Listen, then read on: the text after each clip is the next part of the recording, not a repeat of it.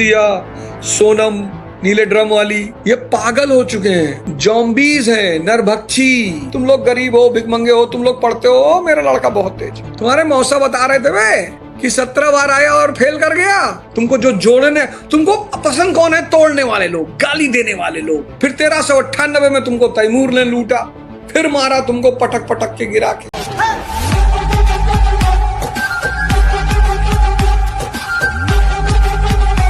ये सब कुछ जो आप देख रहे हो, ये सब दिमाग के भ्रष्ट होने का परिणाम है। आपकी जनरेशन ने बड़ी प्रॉस्पेरिटी देखी, बड़ा पैसा देखा, लेकिन मैं आपसे बताऊं, मैंने 1970 की वो जनरेशन देखी है जहां पैसा नहीं था लेकिन खुशी बहुत, भाईचारा, प्रेम, लगाव। ये जनरेशन क्या जाने कि किसी बिना पैसे के कैसे खुश रहा जाता है। इस जनरेशन के पास इतने कीमती कीमती खिलौने हैं, वीडियो गेम्स और न जाने क्या क्या। हमारी जनरेशन आइस पाइस, जिसको तुम लोग का छिपी का खेल बोलते हो, कबड्डी, खो खो, एक गेम होता था जिसमें 4-5 ऐसे पत्थर लगाए जाते थे और फिर गेम्स और फिर बॉल से उसे फोड़ा जाता। क्या बोलते थे उस गेम को? मतलब जितने गेम थे सब फ्री। एक लंबे समय तक हम लोगों ने लकड़ी का बैट बनवा रखा था, अपने बढ़ई को पैसा दिया और वो बैट हमारे लिए इतना कीमती था। तो हम 1970-80 की बात बता रहे हैं, किसी भी खेल में कोई पैसा नहीं लगता था और हम मस्त रहते थे और खेलते थे और थक जाते थे और खाना खाते थे और इतनी बढ़िया नींद आती थी। किसी बच्चे को मोटापा नहीं था,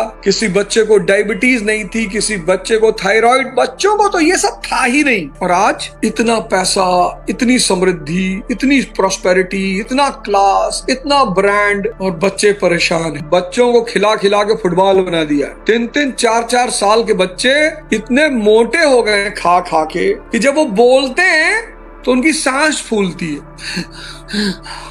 ऐसे माओ ने बना रखा, मतलब टेडी बियर लगते हैं देखने में। मैंने उत्तर प्रदेश के एक नेता को इसको फाड़ते हुए जब देखा तो मुझे बड़ी दया आई उनके ऊपर। मुझे क्रोध तो नहीं आया, मुझे बहुत दया आई कि एक तुच्छ राजनीति के लिए, राजनीति इतनी बड़ी छोटी चीज है कि उसके लिए रामचरितमानस को फाड़ा जाए। हालांकि उनका उद्देश्य कुछ और था, वो संदेश कुछ और देना चाहते थे, पर उनको रामचरितमानस नहीं फाड़ना चाहिए। किसी भी धार्मिक ग्रंथ को, अब किसी स्त्री का बच्चा कितना भी काला हो, नाटा हो, चाहे जैसा हो, पर चूंकि उसको अपने बच्चे से संबंध भाव से है तो उसको बहुत प्यारा लगता है। तो भले इस किताब में आपको छंद अलंकार वगैरह ना मिले, लेकिन अगर आपको सूत्र समझ में आ गया और आपका जीवन बदलने लगा तो आप भाव से इससे जुड़ जाएंगे। तो मधुकर, अगर आप धर्म के रास्ते पे नहीं आओगे ना, मन पे रहोगे, मन का नेचर है वासना, पागल हो जाओगे आप। बाजार खुला हुआ, गाड़ी देखोगे गाड़ी ही देखते रहोगे, घड़ी देखोगे घड़ी ही देखते रह जाओगे, स्त्री देखोगे स्त्रियां ही देखते रह जाओगे, पुरुष देखोगे पुरुष ही देखते रह जाओगे। इच्छाएं भी नहीं होंगी, क्रोध पैदा हो जाएगा और जैसे ही चिड़चिड़ापन और क्रोध पैदा होगा वैसे ही तुम्हारा विवेक मर जाएगा। आज 70% लोग विवेकहीन हो चुके हैं। इच्छाएं, तुमको किसने नहीं लूटा? तुमको शक ने आके लूटा, कुषाणों ने आके लूटा, हूणों ने आके लूटा। महमूद गजनी 1008 वह हिंद का युद्ध नागरकोट के मंदिर को लूटता है, थानेश्वर के मंदिर को लूटता है, मथुरा के मंदिर को लूटता है, सोमनाथ के मंदिर को लूटता है और तुम 25 साल तुमको लूटता रहा, मारता रहा, पीटता रहा, झपड़ियाता रहा। तुम बाबूजी, और तुम आज इतिहास में क्या पढ़ते हो? तुम ये नहीं पढ़ते कि हम थे, हम कमजोर थे इसलिए हम लूटे गए, हमें एक होकर रहना है। नहीं, तुम कहते हो मुसलमान था भाई साहब, भाई साहब मुसलमान था, भाई साहब मुसलमान था भाई साहब इसलिए लूट रहा था। भाई साहब कोई मुसलमान नहीं था, बदतमीज था, लुटेरा। मुसलमान तो मोहम्मद साहब थे, उमर बिन खत्ताब थे, हजरत अली थे, ये लोग मुसलमान थे।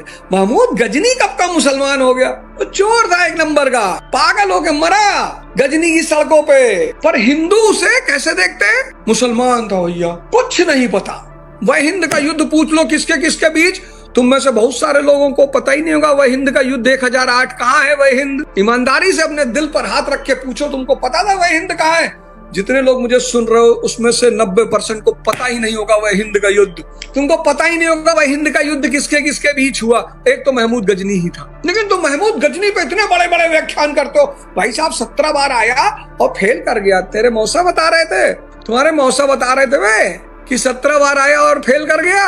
1008 वह हिंद का युद्ध शाही वंश से, और वह हिंद के युद्ध के बाद उसने अपना पहला निशाना बनाया नागरकोट के मंदिर को। फिर आता है वो थानेश्वर, उसकी सबसे बड़ी लूट। फिर आता है मथुरा, उसकी और बड़ी लूट। फिर आता है गुजरात, उसकी सर्वोत्तम लूट। कहते हैं 25 वूट पे सोमनाथ के मंदिर का खजाना गया था। फिर वो मोहम्मद गौरी आया, वो तो यहाँ आके बैठने की कोशिश में था, खैर वो मर गया, तो उसके बच्चे बैठ गए, दास उसके इल्तुतमिश। फिर तुर्कों का शासन, दिल्ली सल्तनत, इल्तुतमिश, रजिया, बलबन, अलाउद्दीन खिलजी, फिरोज शाह तुगलक, मोहम्मद बिन तुगलक। लेकिन तुम, मुस्लिम का काल था भाई साहब, बहुत मार रहे थे हम लोग को पटक पटक के भाई साहब, और बहुत बदतमीजी किया भाई साहब हम लोग के साथ। हम लोग सहिष्णु लोग हैं भाई साहब, हिंदू लोग हैं, बहुत सहिष्णु है, तो हम लोग के साथ बहुत बदतमीजी किया।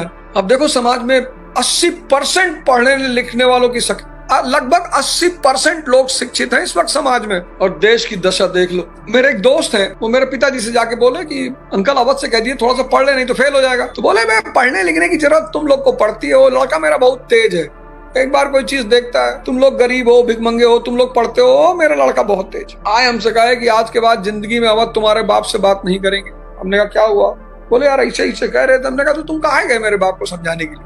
इलाहाबाद गए तो वहां एक घटना घट गई, पढ़ाने लगे तो पढ़ाने में बड़ा मजा आने लगा। और पहली बार जब मैं पढ़ाया तो सिर्फ खाने के लिए, मेरा जो मालिक था कोचिंग का, वो मुझे सिर्फ सुबह शाम खाना खिलाता था बस, और कभी कभी 1500 रुपए दे देता। मैं बता रहा हूँ कि परमात्मा की लीला। वो याराना एक मूवी थी अमिताभ बच्चन की, उसका एक गाना था, बैठा दिया पलंग पे मुझे खाक से उठा के, तो याद करेगी दुनिया तेरा मेरा याराना अफसाना। परमात्मा जिसके सर पे हाथ रख दे उसे वैभव सिंह सूर्यवंशी बना देता है कि भारत का प्रधानमंत्री भी उसका नाम लेता है। कितनी बड़ी बात है। जिस पर माया का नशा चढ़ा हुआ है, माया का नशा एक अलग नशा है, वो सिर्फ गुरु या प्रभु की कृपा से ही उतरता है। खैर मैं आपकी मोहब्बत और नफरत दोनों कल कबूल कर लूंगा, उसमें कोई बड़ी बात नहीं। मुझसे नफरत करके तो आपको कुछ मिलेगा, मोहब्बत करके तो मिलेगा ही मिलेगा, नफरत करके भी मिलेगा। हो सकता है आप मेरी बात आज ना समझ पाते हो, लेकिन कभी तो ना कभी समझोगे ही। और जिन लोगों का मैंने खेत नहीं कब्जा किया है, मकान नहीं कब्जा किया है, ठेका पट्टी जिनकी नहीं ली है, अगर वो मुझसे नाराज हैं तो उनसे बड़ा गधा इस पूरे गैलेक्सी में कोई नहीं है। ब्रह्मांड में तो हो सकता है, लेकिन उनसे बड़ा गधा इस पूरे गैलेक्सी में कोई नहीं है, तो संभावना ही नहीं। अगर मेरा आपका ठेका पट्टे की लड़ाई नहीं है, और मेरा आपका पट्टीदारी नहीं है, मेरी आपकी जमीन का झगड़ा नहीं है, अगर ये सब मेरा आपका नहीं है और आप मुझे फिर भी गाली देते हो, तो इस देश में मुसलमान आके भी बर्बाद हो गए। बाहर से आए, इस्लाम ने उन्हें भाईचारे का सिद्धांत दिया, यहाँ आकर मुसलमान भी जातिवादी हो गए। फिर 1398 में तुमको तैमूर ने लूटा, फिर मारा तुमको पटक पटक के गिरा के। फिर बाबर मुगल साम्राज्य की स्थापना हुई। फिर 1526 से 1707 तुम शांति से रहे।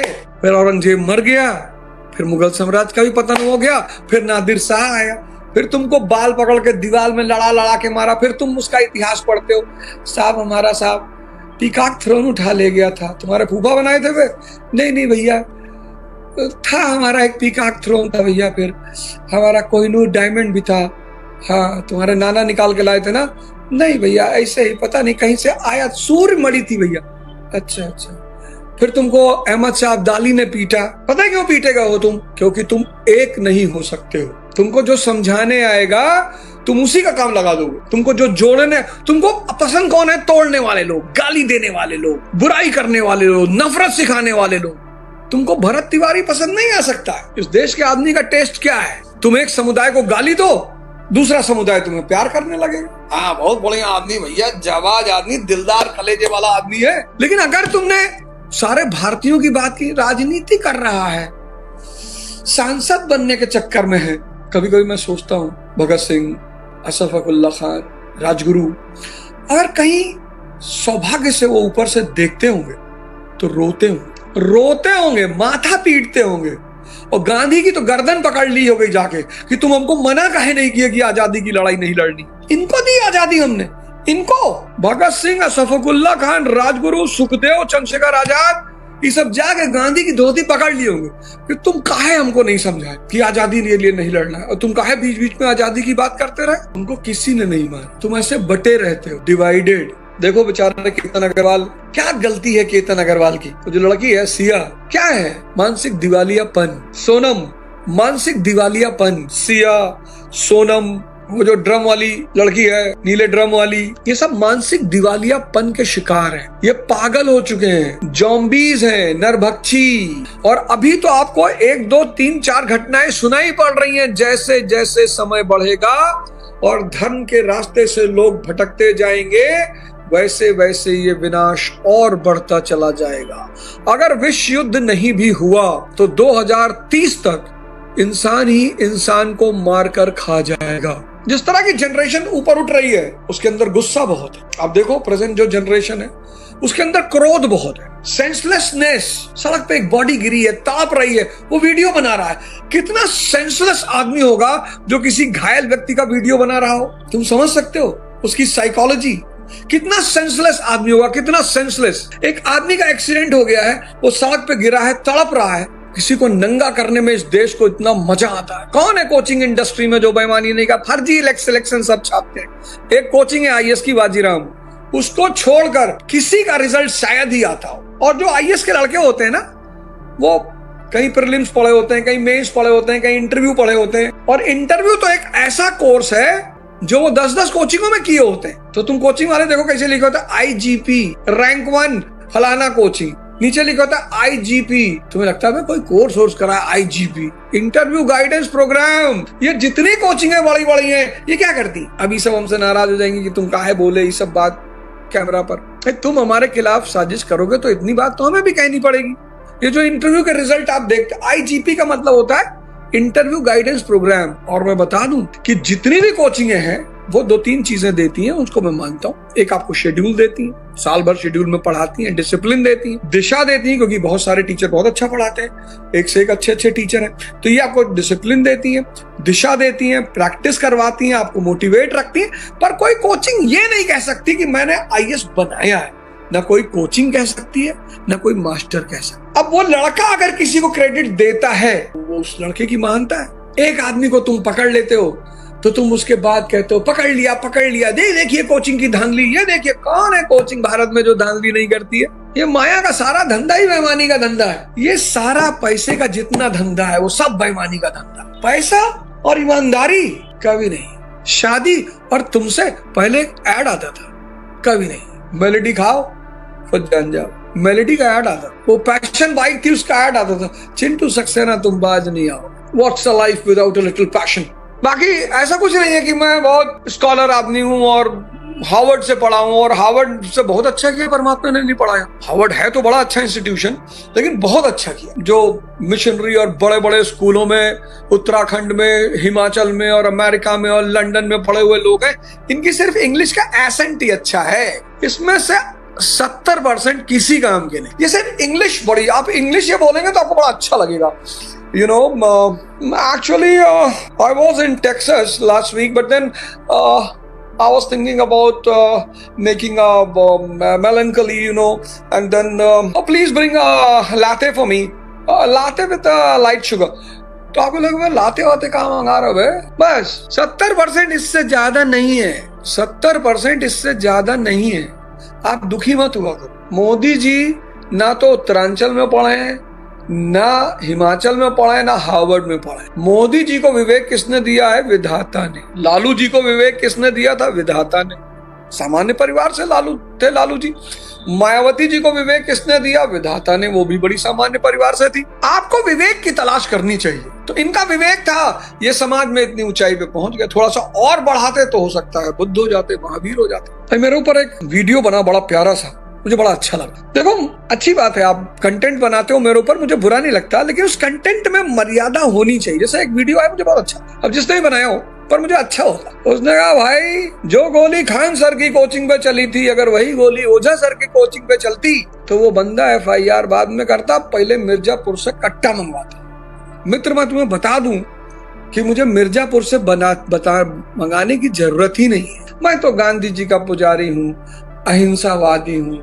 मैं जाके सामने वाली कोचिंग पर हाथ जोड़ के खड़ा हो जाता, उसके पैर पे गिर जाता। मित्र अब वो अगर दुर्भाग्य से मन मरा जाता, वो सब प्रभु की लीला होती। मित्र मैं उसमें क्या कर सकता हूँ? मित्र मैं जानता हूँ मित्र जो तुम कह रहे हो। मित्र मैं जानता हूँ मैं राम के युग में नहीं जी रहा हूँ।